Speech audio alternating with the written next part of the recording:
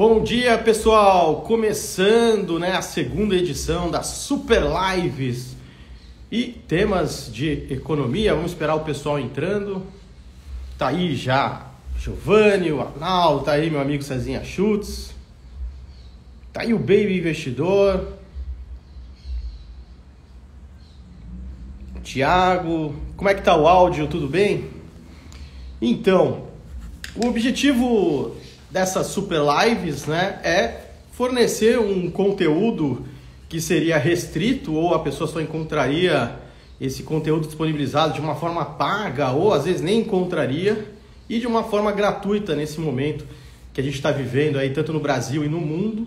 E essa segunda edição, os episódios são temas aí muito sensíveis, e importantes para todo brasileiro, tanto no seu aspecto como cidadão, também como seu aspecto também como investidor, como você está gerenciando o seu patrimônio diante de tanta coisa que está acontecendo. E hoje, o tema de hoje, a gente vai falar um tema muito, muito importante e que, infelizmente, ele é tratado, às vezes, de uma forma muito superficial, que é a questão da situação fiscal do Brasil. E a situação fiscal do Brasil é um tema que não diz respeito a um governo, mas diz respeito ao Estado, porque envolve aí futuras gerações. Então é um tema muito importante. Então hoje a gente vai fazer o quê? A gente vai analisar a situação fiscal do Brasil, eu vou dar todos os caminhos para vocês, os dados para vocês mesmos analisarem, e também a gente vai tratar das consequências. Que consequência tem isso para a minha vida? Que consequência tem isso para o meu bolso, para os meus investimentos? Então vai ser um dia muito proveitoso para a gente tratar. Então já se prepara aí que são muitos gráficos aí. Tem o pessoal do TeamVisa aí também. Tô aqui com a minha canequinha, Seja humilde perante a incerteza. E aí vamos divulgando então, pessoal. Vai mandando o aviãozinho por aí. E ao longo dessa semana, além da situação fiscal, a gente vai falar de uma questão também que está sendo tratada superficialmente, inflação. A gente vai falar das contas externas e o dólar, a gente vai falar de economia global, a gente vai falar de reforma tributária. Tem muito assunto, então vamos começar aí, já está o pessoal entrando aí bastante, para a gente falar disso, que é um assunto muito importante para o país. Esse assunto, para mim, é a maior fragilidade que tem hoje a nossa economia, que é essa questão fiscal, e hoje vocês vão ver aí, com acesso a esses dados, a gente vai fazer uma análise completa dessa situação, incluindo uma análise completa da dívida e principalmente quais as consequências disso, para todos nós. Então, vamos começar. Então, se prepara hoje que, olha, já começa essa segunda-feira, infelizmente, aí a gente já vai começar bem arrepiado com algumas coisas que eu vou mostrar para vocês. Então, eu só vou desabilitar aqui os comentários para a gente colocar os nossos gráficos, então. Então, primeira coisa, quando a gente vai analisar o que é a situação fiscal, na verdade eu quero ver o que está acontecendo, com o dinheiro do pagador dos impostos, Ou seja, tudo que é arrecadado pelo governo, como ele está gastando esse dinheiro, se está faltando dinheiro e ele está sendo obrigado a se endividar, como é que está esse endividamento. E tudo isso, são questões que envolvem, se você tem um país que está se endividando muito e rapidamente, todo mundo começa a desconfiar, fala, será que compensa ficar emprestando para esses caras? Eles vão ter condições de pagar? Ou será que eles vão imprimir dinheiro para me pagar, gerar inflação? Então você influencia decisões de investimento na economia, decisões da taxa de juros, fala, eu só vou emprestar para esse cara se ele me pagar uma taxa de juros maior. Enfim, e aí, para a gente analisar isso, a gente tem que ver a dinâmica das receitas e das despesas, e principalmente o que tem acontecido agora com essa questão do Covid-19. Então, vamos lá, se prepara, que agora vai ser impressionante. Tem muito gráfico, pessoal, se prepara aí, que hoje tem 14 gráficos para a gente analisar. Então, vamos dar uma olhadinha agora nas receitas líquidas, ou seja, tudo que o governo está arrecadando e a parte que ele transfere para estados e municípios, porque assim, você tem impostos que o governo federal divide com estados e municípios, ele repassa e ele fica com o restante lá, chamado receita líquida, versus as despesas que o governo tem, mas sem contar os juros da dívida, hein? Sem contar os juros da dívida, então vamos dar uma olhadinha nisso, neste gráfico. Neste gráfico aqui, que vai desde 1998 até 2019, a linha preta é a receita líquida e a linha vermelha são as despesas totais, sem contar juros da dívida. Então dá uma olhadinha como até 2013, 2014, o que estava acontecendo? Né? A receita estava andando acima da despesa, ou seja, no chamado resultado primário. O resultado primário é isso, é as receitas menos as despesas, sem contar os juros da dívida, você tinha um superávit primário. Então, isso controlava o endividamento, isso... Cortando um pouco. Ah, sim, a Tatá tá falando que tá cortando um pouco, mas isso aqui é do Instagram mesmo, pessoal. Não tem problema. E a gente tem aí, então, a partir de 2013, 2014, a linha vermelha, ela passa, né, as receitas líquidas. E tá cortando você também. E aí o que acontece? Vamos colocar agora a partir de 2019, vamos ver se o gráfico vai ficar bom ou não. Infelizmente cortou, porque a partir de 2020, que é esse ano agora, o que aconteceu, pessoal? Essa linha vermelha, ela dispara para cima e a linha preta, ela fica se caindo, ou seja, você tem um déficit brutal que está acontecendo na nossa economia. Mas antes da gente dar uma olhadinha nisso, é que o Instagram está cortando o lado direito das imagens, mas não tem problema, vamos assim mesmo. O que são as tais receitas que o governo recebe? Só para a gente ter uma noção rápida aí, né? São os impostos, né? Olha lá, imposto de renda, COFINS, PIS/PASEP, CID de combustíveis, aí deduz os incentivos fiscais. Isso é só para vocês terem uma ideia do que são essas receitas que o governo recebe, né? E de despesas. Quais são essas despesas totais aí que a gente está considerando? Benefícios previdenciários, salários, né, que é pessoal em cargos, outras despesas obrigatórias, que nem seguro-desemprego. Um ponto importante aqui, tá, pessoal? Se você pegar das despesas totais, previdência e gastos com salários, isso aí vai dar mais de 2/3 de toda a despesa, né, de toda a despesa total. Ou seja, aí quase 70% vai nisso. O que foi, Dadazinha? Tá que muito... os gráficos não tá dando pra ver. Tá chateado. Tá te cortando também, tá melhor aparecer você. Ah, é melhor só eu? Então calma. Então deixa eu abrir aqui os comentários de novo. Abri os comentários, mas eu vou botando os gráficos, porque tem gráficos que são importantes pra gente dar uma olhadinha. Infelizmente o Instagram tá cortando esses gráficos. Mas a situação é a seguinte. O país começa a entrar no vermelho. Estão falando para deitar o celular. Mas acho que não vai adiantar. Deixa eu ver esse aqui. Ele está cortando todos os gráficos mesmo, infelizmente.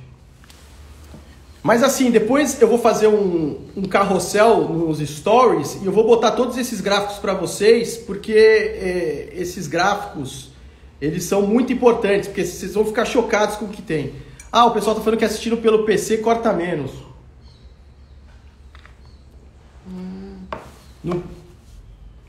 Está esticado para os dois lados. Faz no YouTube. A gente pode depois tentar fazer no YouTube mesmo, né? Seria uma boa. Você tá com a cara larga, é o Insta. Gira o gráfico. Podia fazer. Vamos ver, eu vou estudar para ver se a gente faz isso no YouTube, porque esses gráficos são importantes. Mas o que aconteceu? A partir de 2013, 2014, você já tinha uma situação muito ruim fiscal.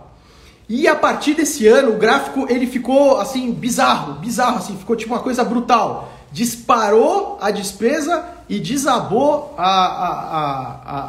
as receitas. E com isso, o déficit, não há precedentes no déficit fiscal que a gente tem hoje, pessoal. Não tem precedentes o que tem hoje. E qual que é a consequência disso, né? Quando a gente analisa. Se a gente pegar, vamos ver mais um. A consequência imediata disso, vamos ver se agora vai cortar ou não, né? Um ponto interessante, antes de colocar uma das consequências, vamos ver se esse gráfico aqui fica bom. Vamos ver. Também está cortando. É o do investimento público. O investimento público em relação ao PIB, então você vê que todas essas despesas que a gente está vendo, a maior parte, mais de 70% está indo só para pagar previdência e salários.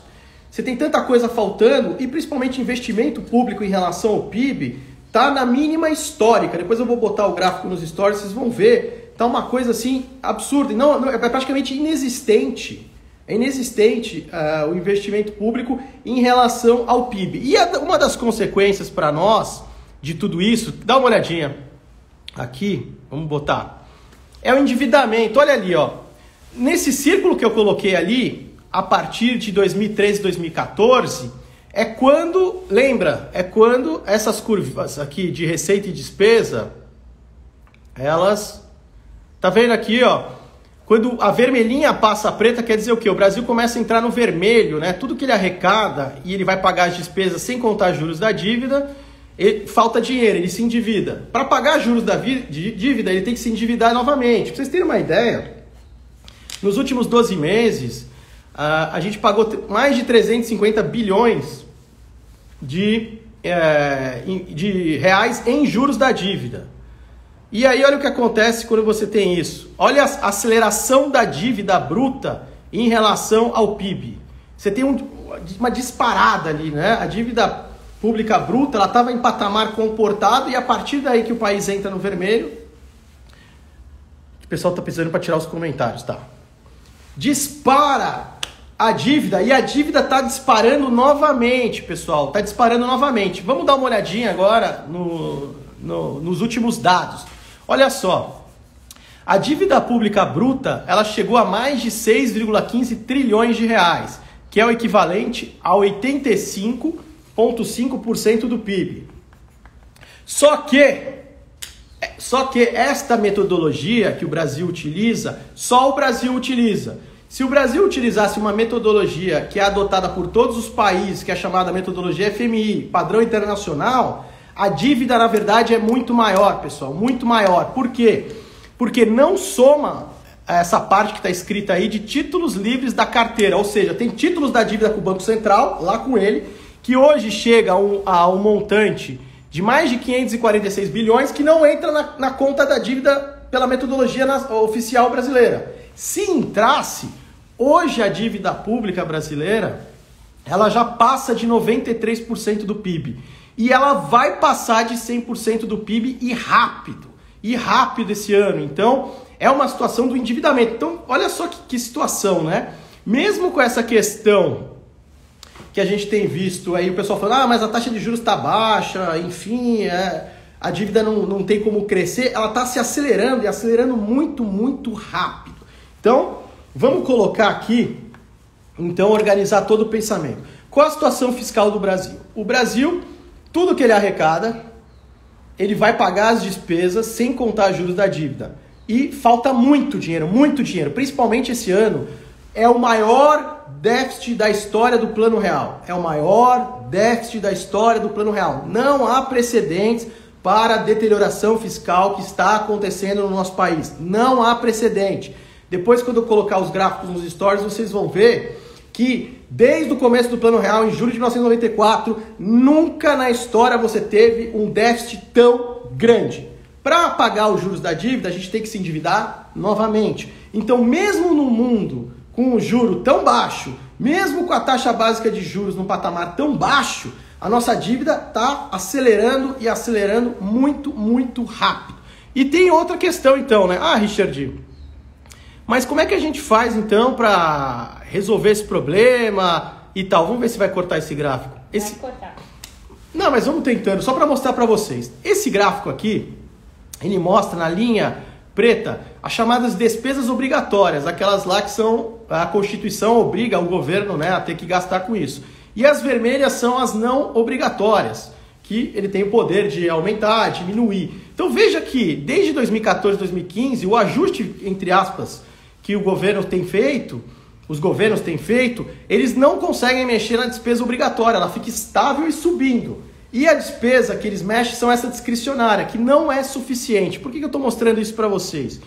Porque para você conseguir cortar despesas no Brasil, só alterando a nossa Constituição, tem que mexer nessa questão das chamadas despesas obrigatórias, senão você não tem o que fazer. Então, quando você, diante de uma situação terrível, que a gente está, pandemia, você aumenta muitos gastos, é uma situação perigosa, porque depois como é que você vai reverter isso? Você vai ter que mexer na Constituição, porque a maior parte deles, eles entraram como despesas obrigatórias. Então, a gente tem outro mecanismo constitucional, além das despesas obrigatórias, que é o chamado teto dos gastos. O teto dos gastos estabelece, você só pode gastar o que foi gasto no ano anterior, mais acrescentado a inflação. Só que este mecanismo constitucional também está ameaçado. O pessoal já está utilizando uma série de brechas que tem na legislação, e para o ano que vem, que vai estourar esse teto dos gastos, olha só, então acompanha aí o noticiário, pessoal, para vocês verem como tem uma pressão política muito forte para furar esse teto dos gastos, porque aí já o céu é o limite. Então a gente tem uma situação que tem o maior déficit da história, a gente tem uma situação que a nossa dívida está acelerando, e agora a gente vai falar de uma outra coisa que diz respeito também de consequência, que diz respeito ao seu bolso, que é essa questão. Uma pena, né, os gráficos terem se distorcido, mas faz parte. Antigamente funcionava super bem, né? O Instagram, acho que ele mudou alguma resolução. A gente está tendo um problema muito sério. Olha o que está acontecendo. A taxa de juros que o Banco Central fixa, chamada taxa Selic, taxa básica de juros, ela está totalmente descolada da taxa de juros média que incide sobre os títulos da dívida. O que isso quer dizer na prática? Quer dizer que quem financia a dívida, então quando você está comprando tesouro direto, você está fazendo o quê? Você está financiando esse déficit do governo. Então o governo vai lá, ele gastou mais do que ele tem, e ele precisa pegar esse dinheiro emprestado. E ele vai pegar esse dinheiro emprestado aonde? No mercado. Pegar com vocês que estão comprando tesouro direto, com as outras instituições. E aí o que está acontecendo? O Tesouro Nacional, quando vai colocar esses títulos no mercado, ele não está conseguindo vender todos os títulos no mercado, eles estão encalhando. E aí o que acontece? O Banco Central está pegando essa sobra de títulos que não é colocado no mercado e está colocando ele de uma outra forma, nas chamadas operações compromissadas. Calma, o que é operação compromissada? Operação compromissada é uma operação que o Banco Central vai lá, junto às instituições, e ele vende esses títulos que encalharam com um compromisso de recomprar eles daqui a um dia. Normalmente são operações overnights de um dia. Ou seja, num prazo muito menor e com uma taxa de juros maior. Porque as pessoas não estão querendo financiar essa dívida. Vendo, olha o tamanho da dívida. Você acha que eu vou aceitar 2% ao mês, 2% ao ano? Eu vou aceitar tantos por cento mais inflação? Não, isso aí tá absurdo. Olha a sua situação fiscal. Você está devendo um monte. Você está com um rombo gigantesco aí, gastando como louco. Eu não vou, o meu dinheiro eu vou querer uma taxa de juros maior. E aí, vamos ver se a gente consegue botar. Uma forma de você ver essa parte de títulos que encalhou é analisando as chamadas operações compromissadas. Tá aí o gráfico, olha só.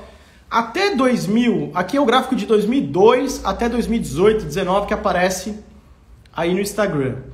Até 2011, 2012, essa alta das operações compromissadas se justifica porque era o Banco Central comprando dólares para colocar nas reservas. Então ele comprava dólares pagando em reais. Para não ficar circulando esses reais na economia, ele enxugava isso fazendo as operações compromissadas. Só que a partir daí, aí você não teve mais essa justificativa.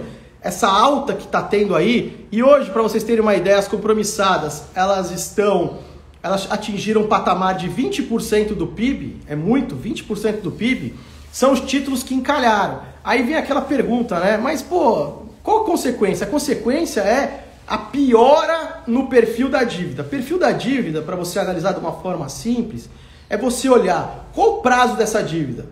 É longo? Porque quanto menor o prazo, concorda que você que está devendo é mais arriscado? Se tiver muito dinheiro para pagar rápido.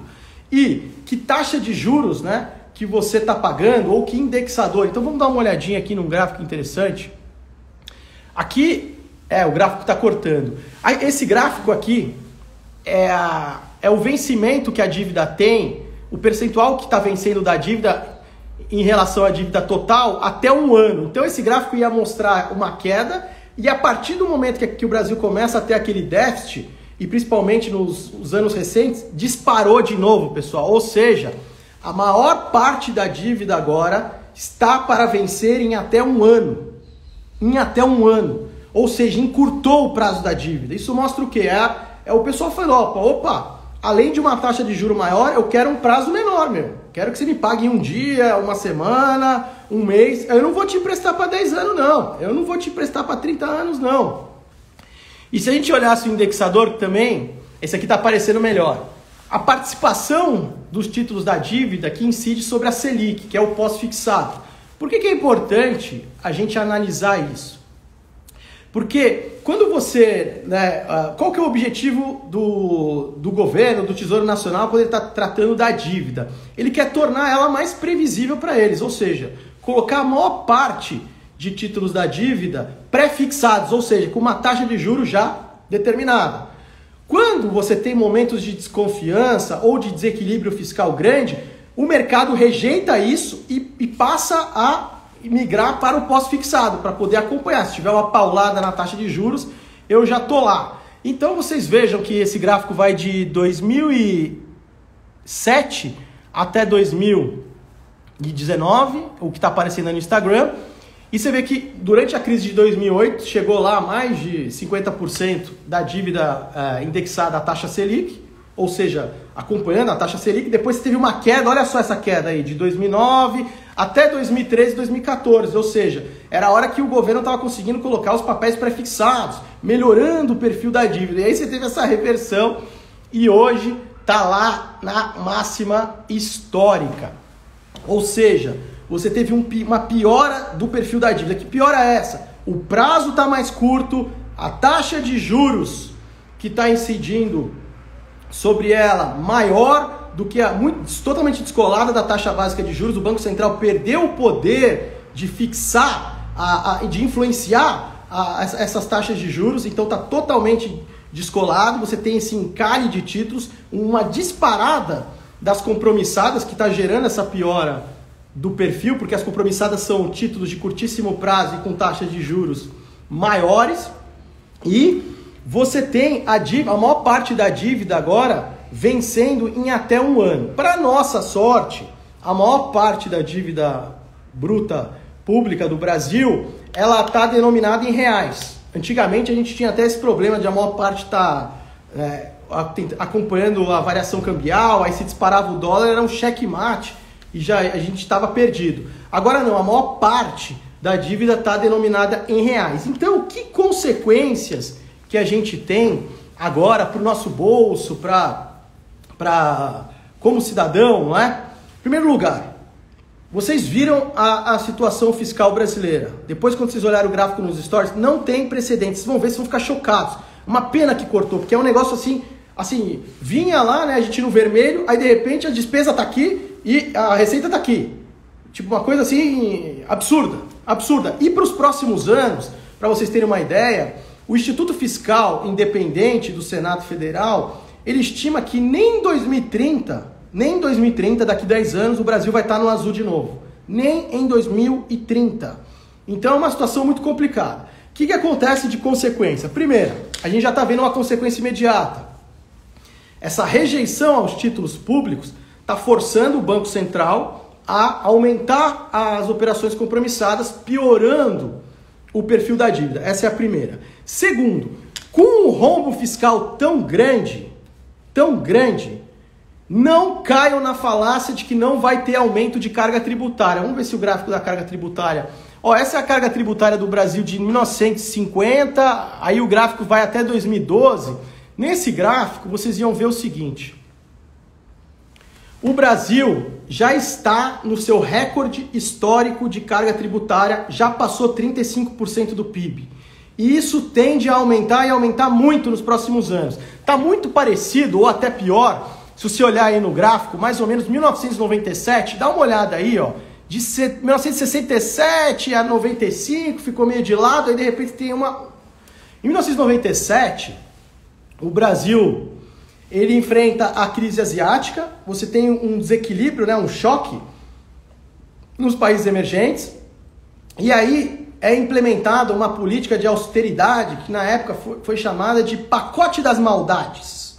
O pacote das maldades para aumentar imposto, vieram com o papo que não ia ter aumento de carga tributária, e em 1997 também surge, né, uma tributação terrível, e que tinha no nome que ela era provisória, mas ela se tornou permanente por muitos anos, e todo mundo está querendo, e agora querem ressuscitar, que é a CPMF, Contribuição Provisória.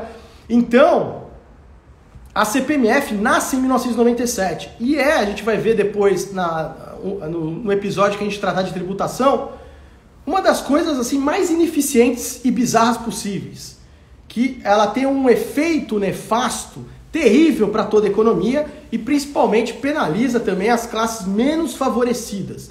Então, em 97 vieram com esse papo de que não ia ter aumento de carga tributária e você tem um salto brutal de muitos pontos percentuais para cima.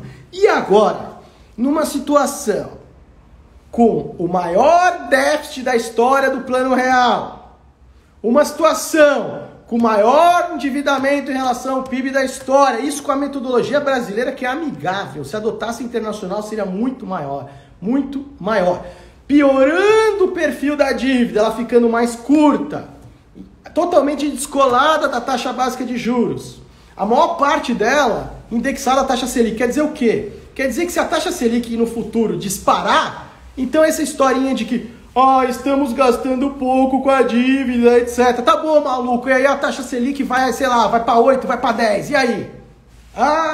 E aí, meu amigo? Mas como a maior parte dela é denominada em reais, você tem então qual seria um pior cenário, o risco? O pessoal fala, calote e tal. É uma parcial monetização da dívida, que aí vai ter um impacto brutal em termos de o quê? Inflacionários, né? Na destruição e na perda do poder de compra da nossa moeda. Então, já falamos aí das principais situações. Deixa eu abrir aqui os comentários de novo. Ver se tem algumas perguntas. Mais uma vez, pessoal, infelizmente, né, não deu para colocar os gráficos, mas eu vou botar nos stories, porque esses gráficos aí, vocês têm que compartilhar por aí. Vocês têm que compartilhar, porque isso, quem vai pagar essa conta?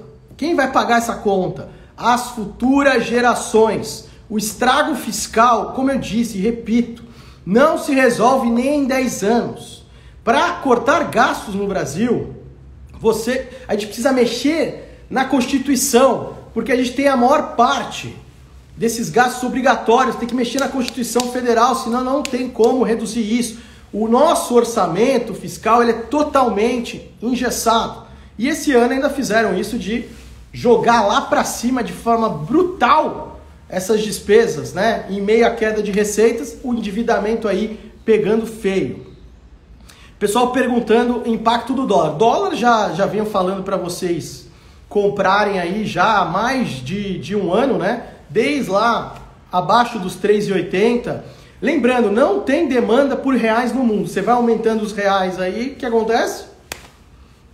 Você imagina uma balança, dólares e reais. Você vai aumentando lá o lado lá dos reais, ele vai perdendo o poder, né, de compra em relação ao dólar, e sem falar também desta situação. Então, a questão que a gente tem que tratar é: será que as taxas de juros hoje, quando eu falo taxa de juros, eu estou falando da taxa Selic meta, que é definida pelo Banco Central, e as dos demais prazos, vencimento para 1 ano, 2 anos, 3 anos, 5 anos, 10 anos, elas estão num patamar mínimo. Elas são sustentáveis diante desta situação fiscal?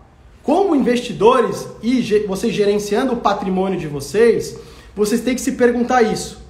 É sustentável essas taxas de juros que estão sendo praticadas no mercado? Ou diante desse rombo fiscal, diante desse endividamento do governo?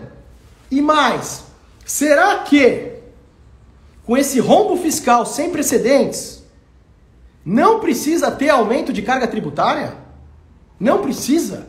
É muita cara de pau falar que não precisa. E mais, que movimento que vocês estão vendo no sentido de discutir esta, né, mudança na nossa Constituição para enfrentar essas despesas obrigatórias? Lembrando que hoje o governo federal, ele é simplesmente um pagador de previdência e de salários.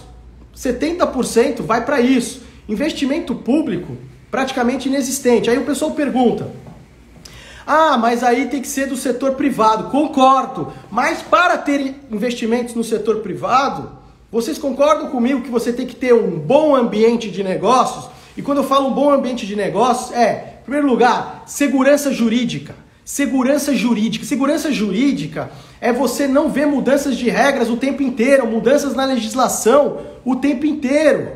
Por exemplo, quantos aqui programaram os seus investimentos contando que, por exemplo, os dividendos seriam isentos? Deixa eu perguntar então para o pessoal aí. Quem aí programou os seus investimentos falando, pô, eu vou receber dividendo, vou receber o rendimento do fundo imobiliário, porque é isento e tal, tô pensando nos meus 20 anos à frente. Aí vem uma canetada e o cara fala, não, maluco, a partir de agora você vai pagar, sei lá, 20%. Ou vai mudar a regra disso, vai mudar aquilo. Isso é segurança jurídica. Então, como é que você vai ter investimento se você tem uma perspectiva de aumento brutal de carga tributária, mudanças na legislação? Quando você tem taxas de juros que você sabe, né? Se você fizer uma análise fria, não entrar no oba-oba que a gente tem por aí de mercado, de analista, enfim, e você olhar, será que isso é sustentável? Quem vai continuar financiando por isso? Você aceita receber 2% ao ano, sendo que a inflação, se você mensurar de outras metodologias, GPM, GPDI, já está nos 2 dígitos. 2 dígitos, 2 dígitos, 2 dígitos. Então você está tendo uma perda real, você está perdendo o poder aquisitivo. Então duas coisas estão acontecendo com o brasileiro hoje e são coisas que são absurdas. Primeiro, estamos comprometendo as futuras gerações com esse endividamento brutal.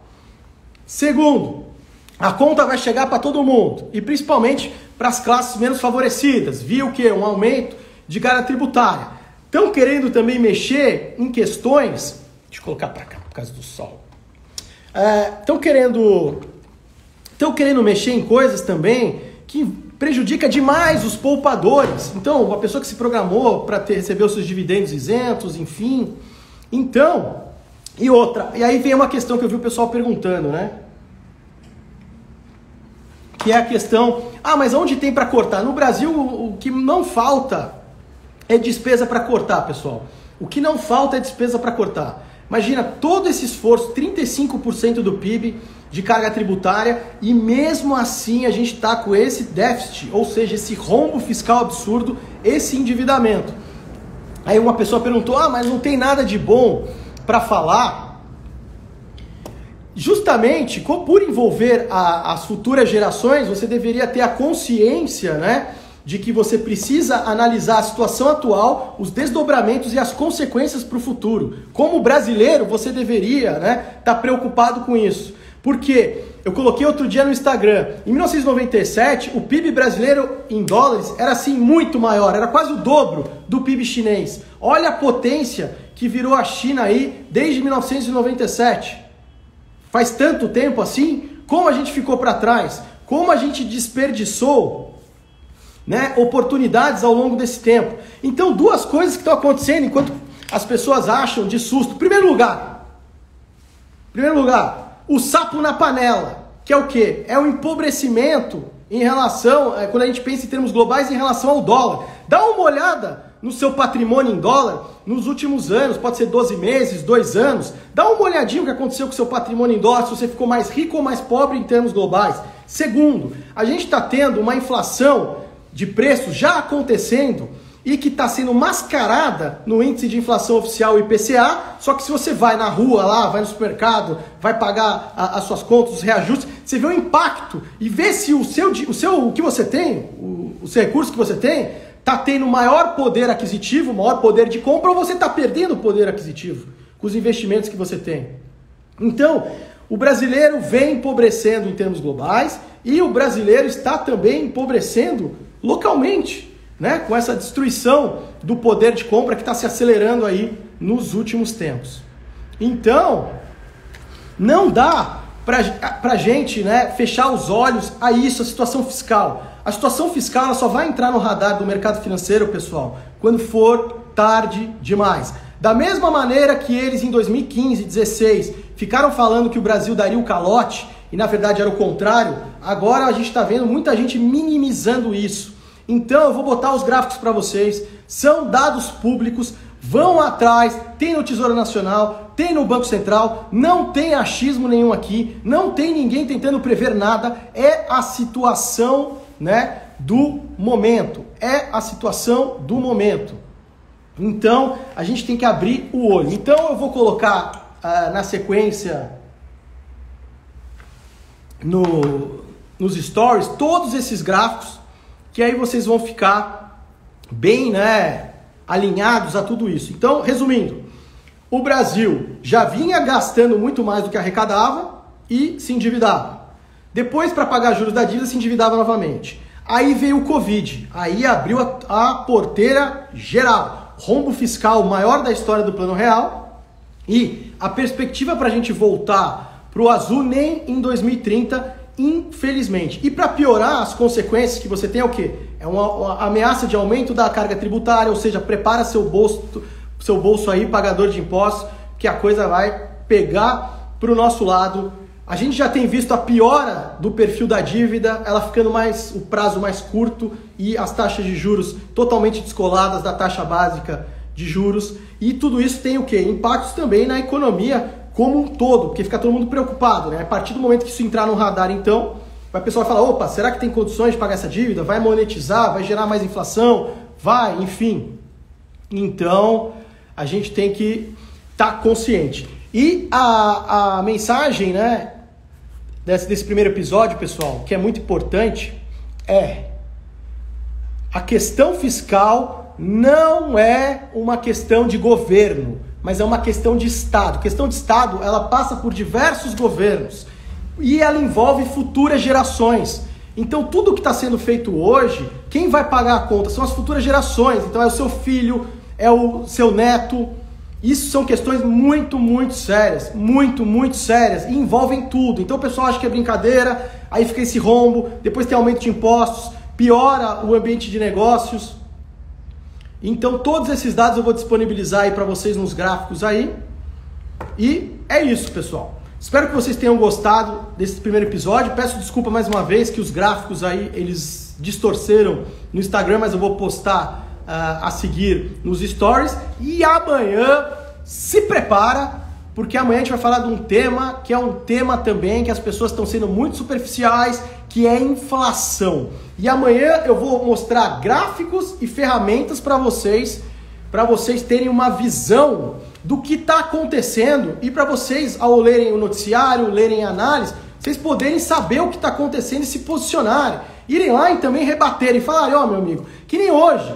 Esses gráficos que eu vou mostrar para vocês é para vocês compartilharem por aí. O cara que quer falar, é maluco, então explica isso. Porque as pessoas só querem ficar minimizando coisas e procurando desculpas. E por isso que o Brasil vai ficando para trás. A gente não ataca os problemas de frente como eles devem ser atacados, de uma forma pragmática, uma forma racional. A gente fica com muito lero-lero, debate ali, pode, não, mas o Brasil, não sei o quê, nunca foi melhor. Não.